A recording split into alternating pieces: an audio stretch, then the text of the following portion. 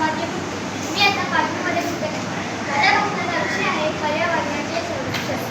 वृक्षवल्ली आम्हाद्वारे बनते सुशयामी. हे परमनाथांनी लिहिलेला अभंग याच्यावर खूपच काही शिकायला भेटते.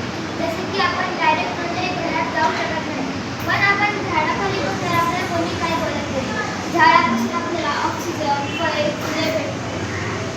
आणि दुसरी गोष्ट म्हणजे कचरा न टाकणे. आपण खातो किंवा काही पण खातो कचरा तसे करायचे नाही, त्याच्यामुळे आपल्या भारत घाण होते. तिसरं म्हणजे लाईटीची बचत. लाईटची बचत हीच लाईटची निर्मिती असते.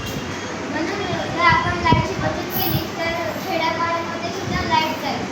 चौथं म्हणजे पाण्याची बचत केली पाहिजे, कारण की पाणी हे आपला सगळ्यात मेन हिस्सा आहे.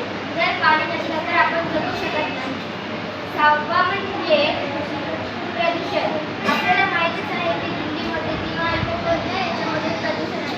त्याचे मुख्य कारण म्हणजे आपले वाहनं. आपण छोट्या छोट्या जागांना जाण्यासाठी आपण वाहनं वापरतो.